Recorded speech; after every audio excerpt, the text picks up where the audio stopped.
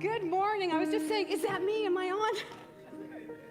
Good morning and welcome to Unity of Wilmington. My name is Reverend Dr. Ellen and I am going to be your platform person today. And we have a very, very special speaker and guest who will be introduced to you formally. Many of you know Reverend Jim. But we're going to go ahead and get started. So anyone here for the first time today? Go ahead and raise your hand. Oh, welcome to Unity Wilmington. We are so pleased that you brought your consciousness with us today. And if you are watching us online, again, welcome. And we invite everyone in Facebook to use the chat, say hello, say good morning, share your comments with all of us. And let's just take a moment as well to just turn to your neighbor, say good morning, say happy almost summertime.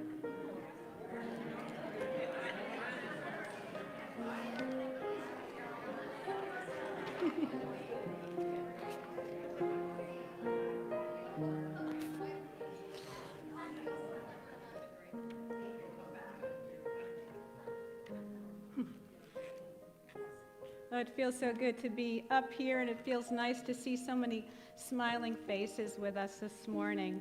So just a quick reminder, take out your cell phone. Go ahead, take out your cell phone. Double check and make sure that it's on silent. Just like when you're at the movies.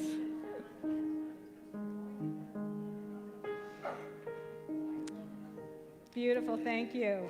And so what we're going to start with is our statement of being. You should see that up there on the slide, and you can say it with me. There is only one presence and one power active in my life and in the universe, God, the good omnipotence. And let's do our affirmative prayers. Together, I am a beloved expression of God. I am here for a holy purpose. I am in the right place at the right time, right now. And if you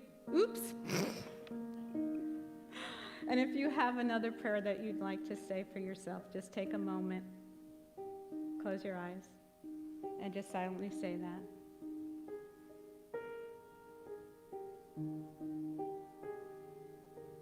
Great, thank you. And so what I'd like to do right now is introduce our singer for today, who is Megan Golden. And you are absolutely in for a beautiful treat today. She is an actress, a singer, and an artist. Welcome, Megan.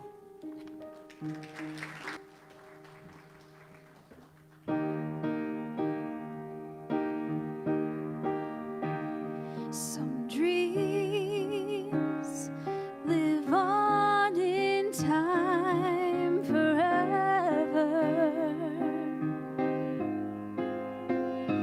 Those dreams you want with all your heart,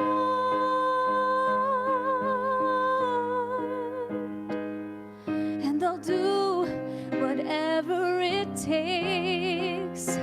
Follow through with the promise I made. Put it all on the line. What I hope for at last would be mine. If I could reach higher, just for one moment, touch the sky. From that one moment in my life, I'm gonna be stronger. Know that I've tried my very best. I put my spirit to the test. If I could reach, some days are meant to be remembered. Those days we rise above the stars.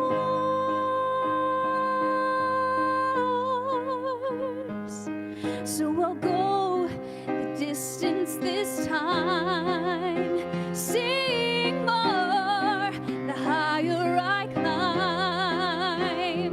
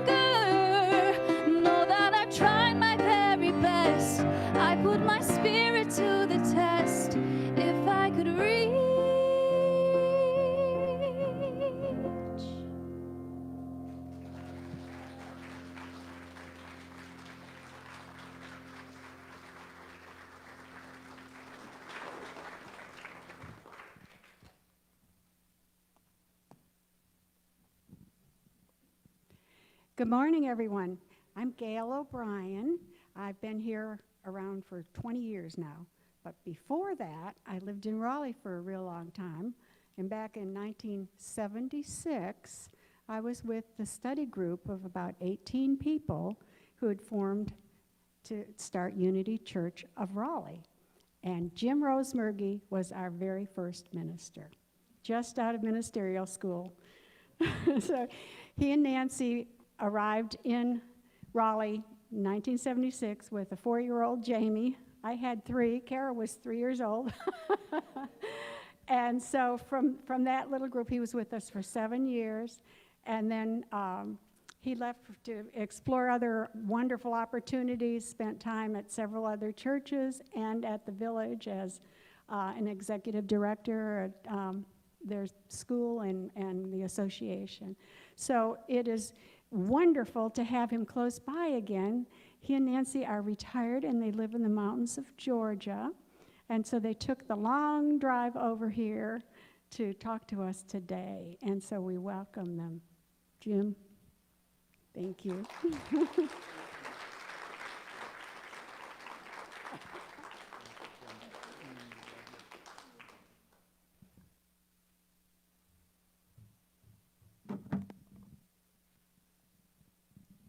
Good morning. It's a better morning than that, right? Good morning. Yeah, there you go. You know, I have quite an involvement with Unity of Wilmington. I have been here 40 or 50 times. Have you ever, anybody here remember seeing me here? You know, I pioneered in Raleigh and was a circuit riding preacher. I went and spent some time in Winston-Salem and Kernersville. I was in Rocky Mount one time. Most of my time circuit riding was Fayetteville and Wilmington. Once a month for about 5 years, I would hop in our Toyota. Is that what we had then? Toyota. Put a podium in the back, and I would drive to Fayetteville to an Episcopal church. There was a very open-minded priest there, and there was a study group, and I would teach a class from 1 to 3. Then I'd jump in my vehicle, and I'd drive to a hotel here in Wilmington. Then I'd come over to this property, and there was a white building, and I was in that building from 7 to 9. Then I'd go back to the hotel, and then I would jump in my car, and I'd go back to Raleigh. And I did that for 4 or 5 years. And there was a man at the time who was at one point in the development of that group and your roots. His name Pleasant Cole. Anybody remember that name? No? Pleasant Cole. What a great name. And Pleasant was here, and he was an integral part of the ministry. So it's wonderful to be back with you. But, you know, churches evolve and grow and unfold, and you got your founding ministers back there for the, you know, the folks that, you know, as the church really unfolded, and this all came to be in a beautiful, beautiful way. So I'm glad to be here and brought my beautiful wife. Nancy, why don't you stand up and give this lady a hand. Isn't she gorgeous?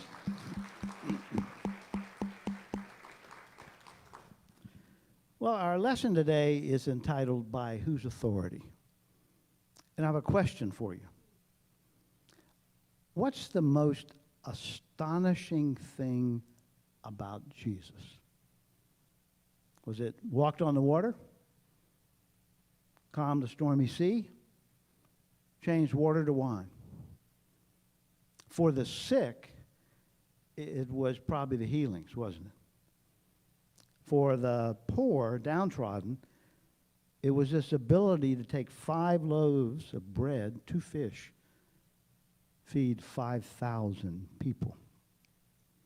For a fundamental Christian today, it's probably the resurrection, because that's the very foundation of the faith. But I'll tell you, the Bible tells a different story. What's written there, and I saw this, and it really struck me that what for the people was the most astonishing thing about Jesus was that he spoke as one having his own authority. His authority wasn't the law and the prophets. It wasn't the Torah. It wasn't the Bible of that day. That wasn't it. It wasn't the edicts of the high priest. It was that he spoke of his own authority, and you know what that means to me? Connection. He had a connection with Yahweh, their God, what they call their God, that was in the Holy of Holies in the temple, that was set apart. That the high priest went in there once a year on the Day of Atonement. But this man had a connection with that God, and they could feel it. They could tell. It astonished them. Now, another question. What's the most astonishing thing about you? Could it be that what was most astonishing about Jesus is what is potentially most astonishing about you? That you can have a connection with Spirit. That you can be consciously aware of the One. That where you stand or where you sit, God's love and gentleness and compassion can appear. God's wisdom can be expressed. Strength, generosity. That's your destiny. That's why I'm here today, to tell you that that's your destiny, to have a connection with the divine, to be conscious of that one, so that wherever you are, that love that God is, that gentleness, that compassion, that strength, that wisdom, that generosity, it can appear. And I want to give you two examples of that. One of them is Jesus, and you would expect that from him. But then there's another one, it's just a simple fisherman. Something happened to him. So let me tell you about the story with Jesus that illustrates this. A woman is brought to him. She's been caught in the act of adultery. And men have brought her to Jesus. Now, just as an aside, I think it's quite interesting, don't you? That I think adultery takes two, right? Not that I know about that. But it takes two. And somehow the man got away, but the woman did not. And she was thrown at a heap at Jesus' feet, probably partially clothed, and she's just trembling. And these men, they're there with stones, because the law says that she's to be stoned to death. And Jesus has been saying some things that make them question whether he is in attunement or alignment with the law. So they want to know what he's going to do, because they're there with their stones. And they come to Jesus and say, what are we going to do with her? Jesus bends down and he scratches in the ground. And people say, well, I wonder what he wrote. We'll never know. But I doubt if he wrote anything. It just illustrates that he assumed a humble position. He made himself small, and he got closer to that woman. And so he speaks. And this is that connection, what connection will do. He says the only words that I think that can save her life, that will potentially, eventually transform the woman and maybe the men. He says, he doesn't deny the law. He says, he who is without sin among you, let him be the first to cast a stone. And then he probably looks back at the ground. And then you hear this.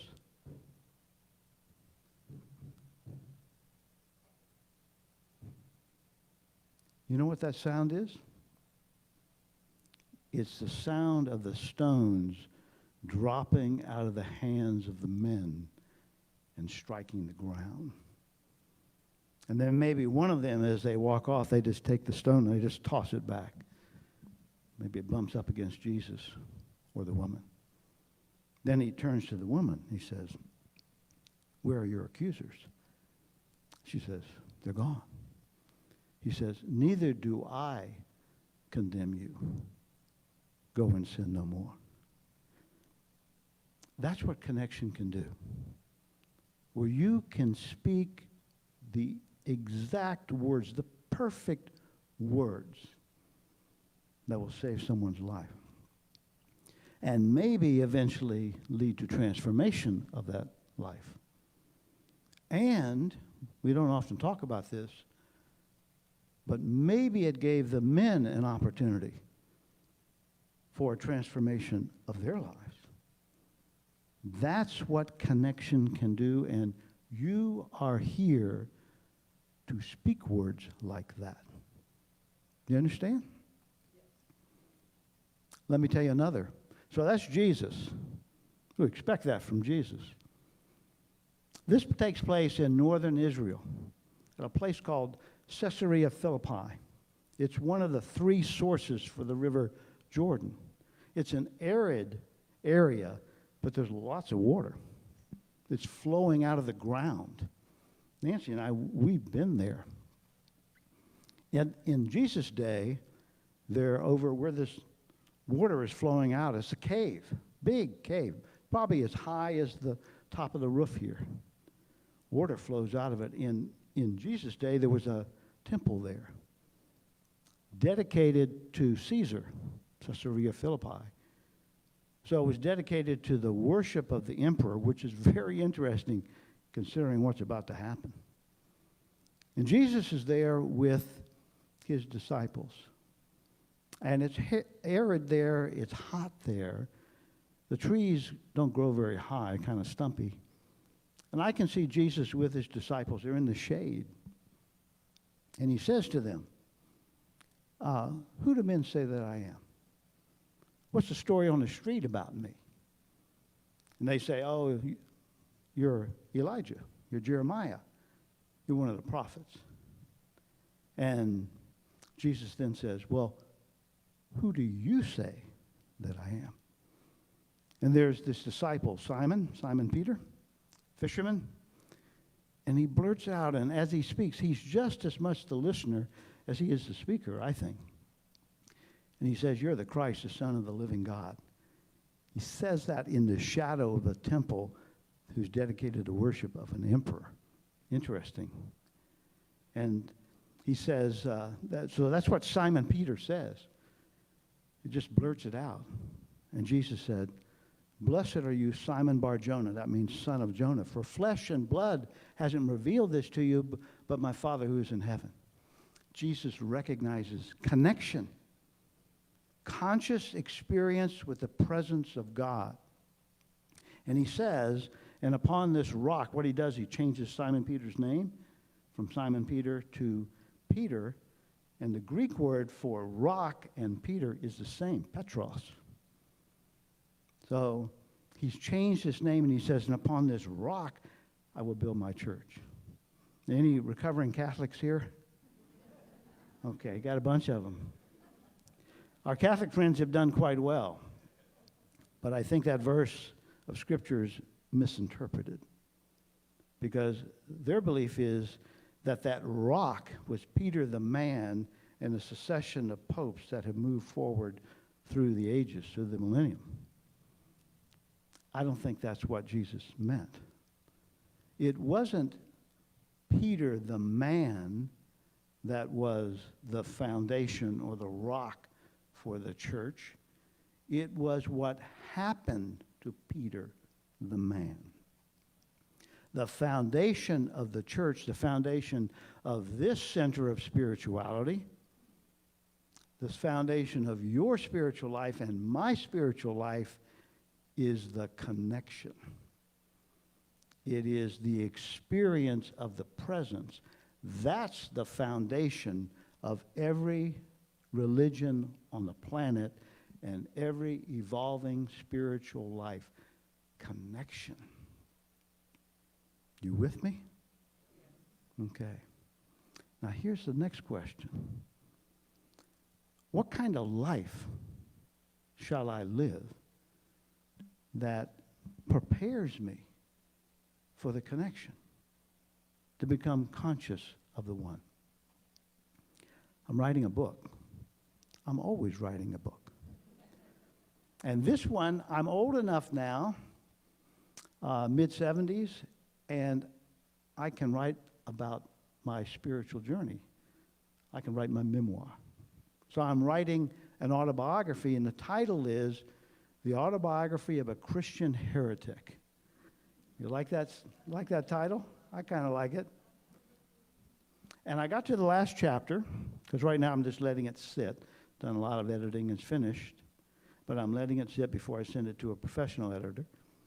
And I come to the last chapter, and I have a tentative title. And the title is How Shall I Live? So I start writing this chapter.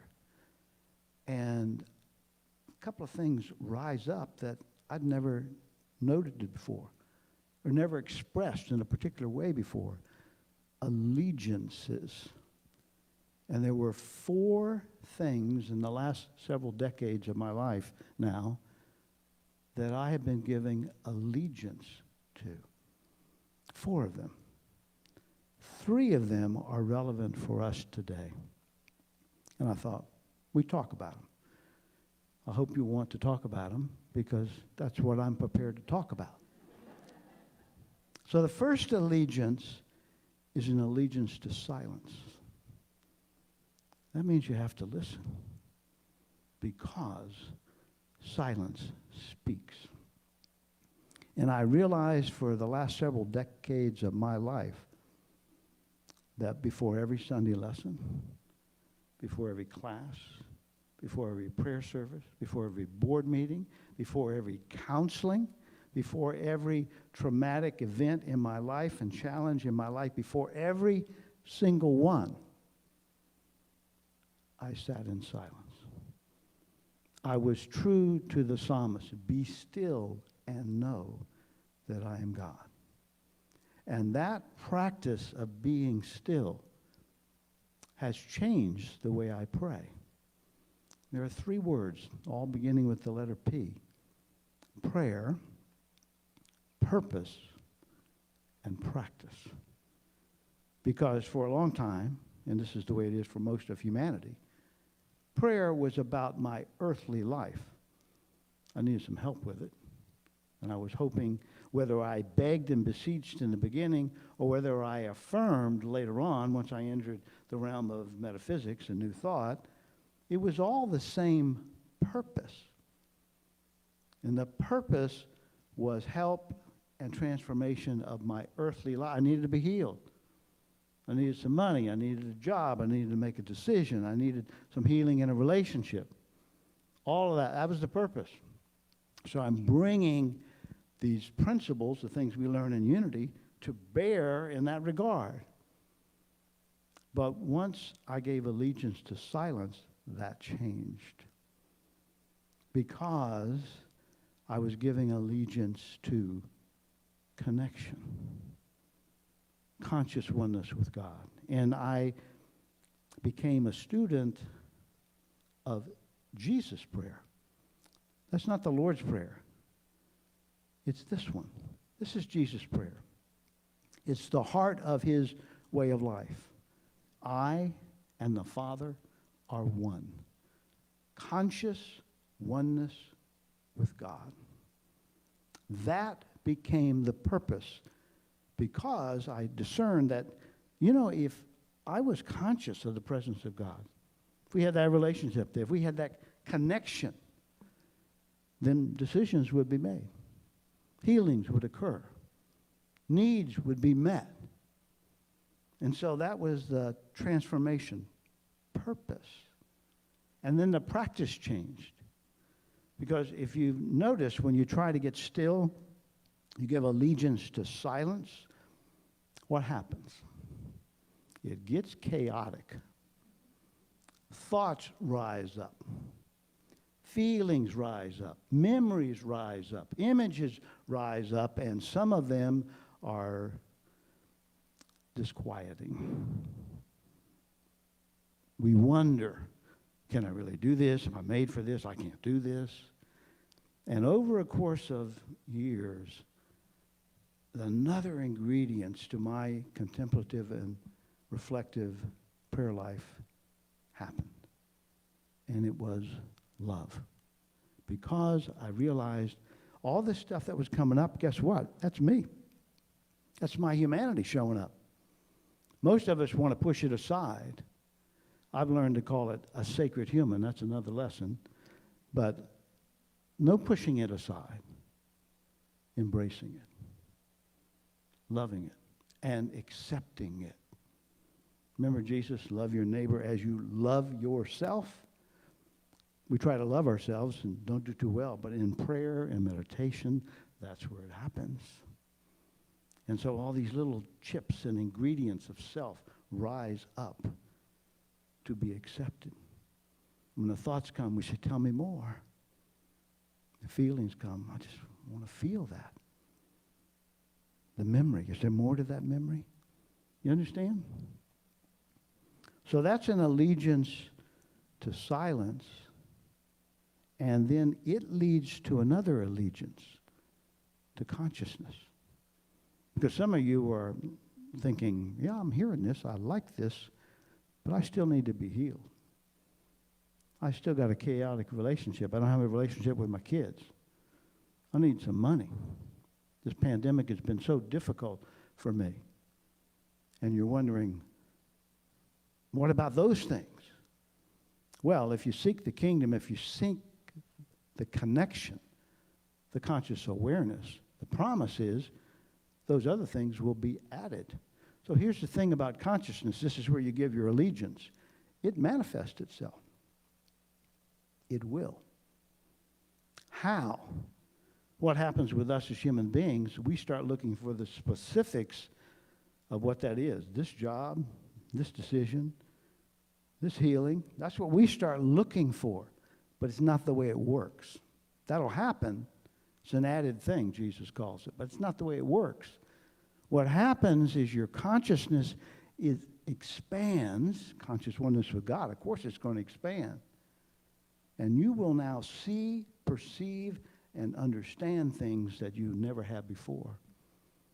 That's what happens first. And consequently, you live in a different world then. You see yourself differently, other people differently. And then what happens, because of this expanded consciousness, is that you can do things you've never done before. Courage rises up. And so you've been trying to do this thing, and you haven't been able to do it forever. Now you can. Why? Connection.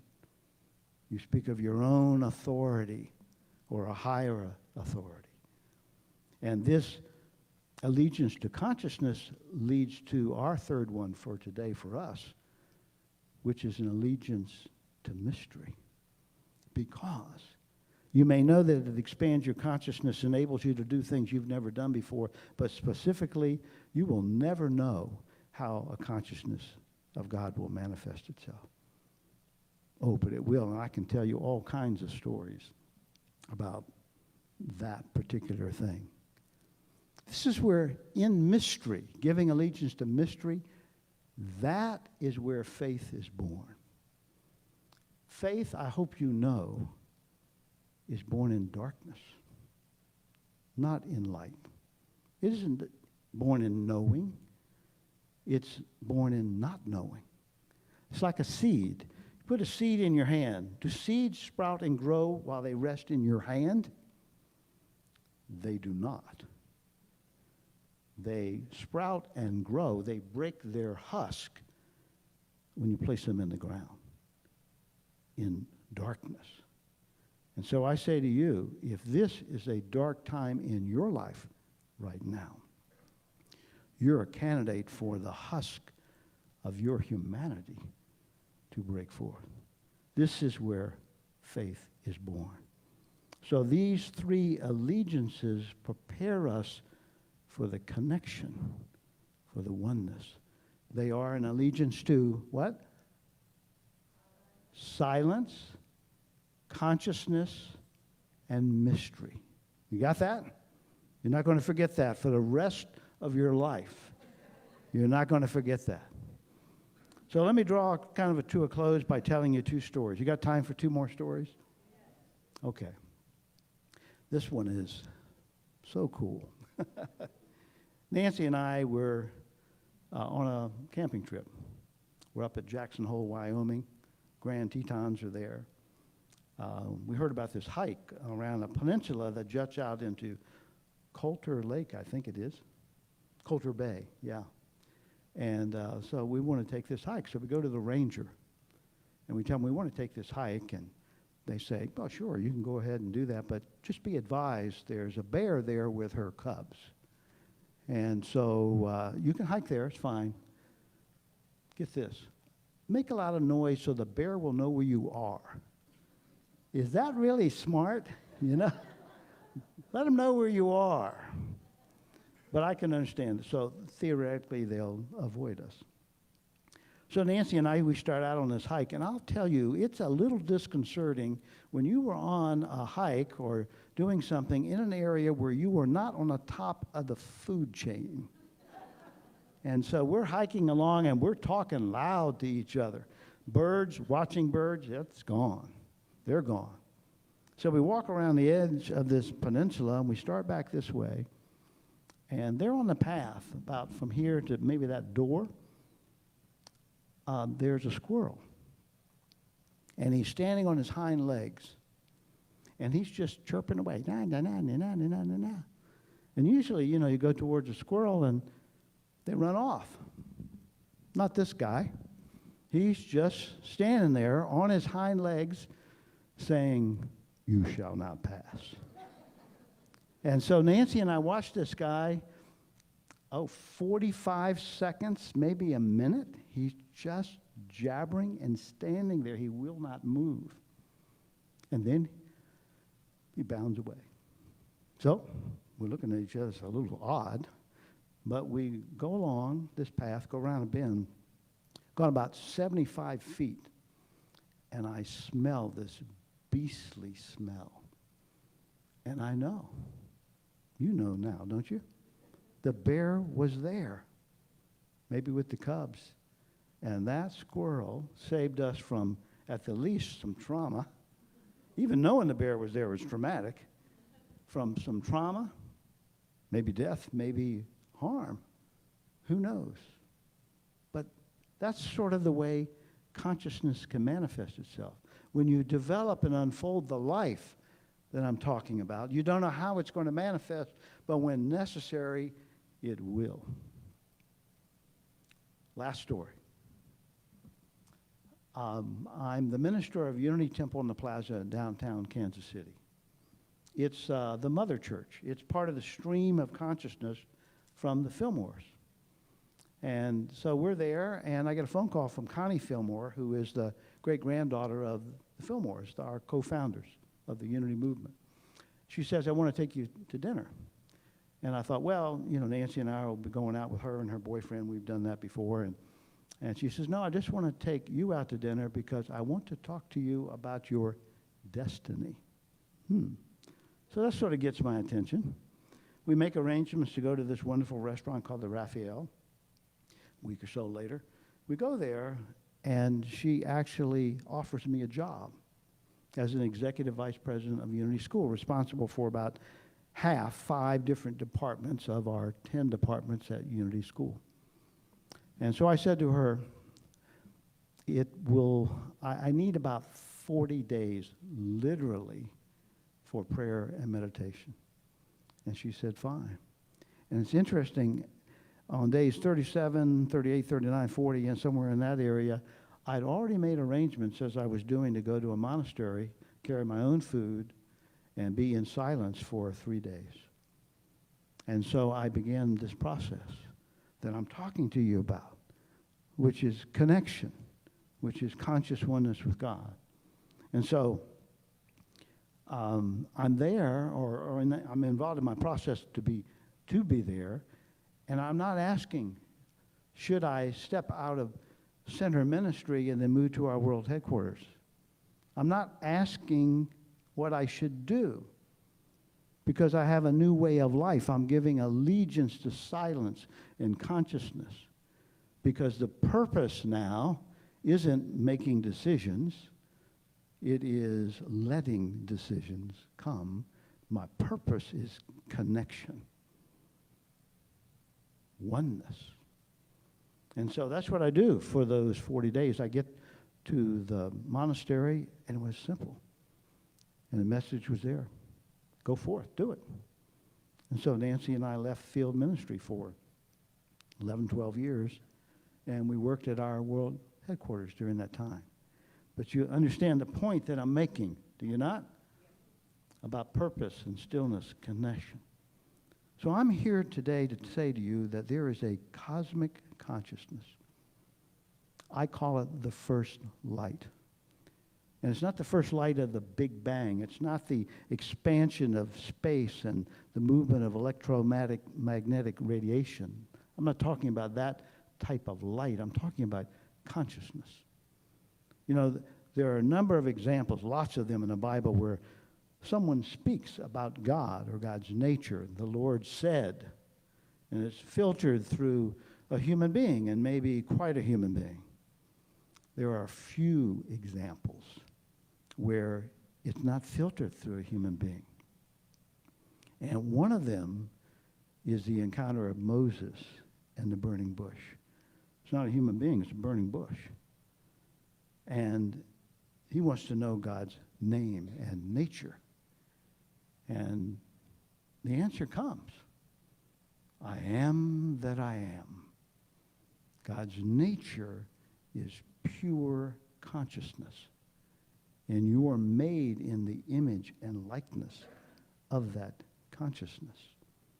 And that's part of this allegiance to that consciousness. And so faith can grow in darkness in your life. A woman can be brought before you, has been caught in the act of adultery. And you can kneel beside her and you will know the exact words to say that will save her life. You can walk in danger along a path, and you can encounter a chirping squirrel, and you know that what he says is, you shall not pass. And so it is. Amen. God bless you. Let's take these ideas into prayer and meditation. So it's fun to talk about these things, but what's better is to listen about them.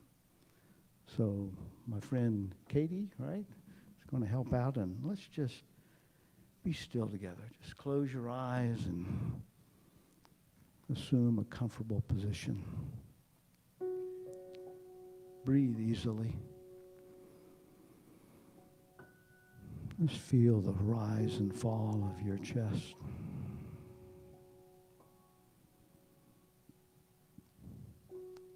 Sense the presence of others in this room.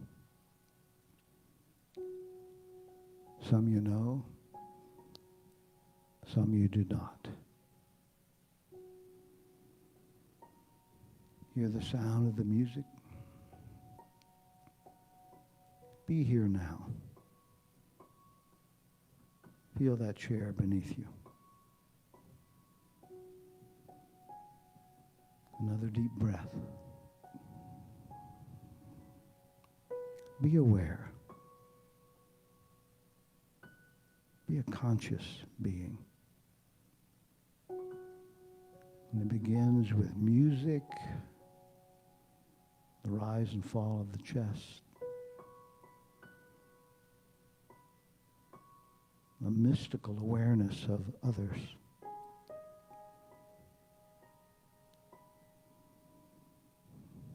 And all those sounds and feelings bring us into the moment where there's only one. one presence, one power that declares, I am that I am. Calling us to be shepherds like Moses. Days, nights, silence. An allegiance to silence. Seemingly nothing. And yet an emptiness so full. A cup overflowing.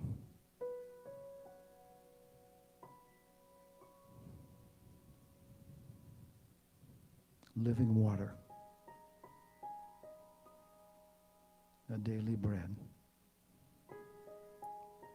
What is needed in this moment is offered, it is given.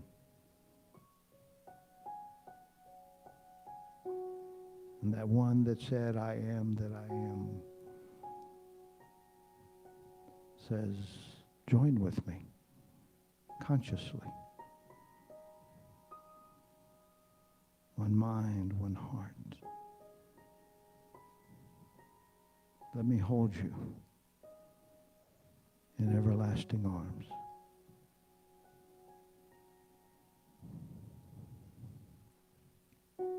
And I find myself no longer holding on.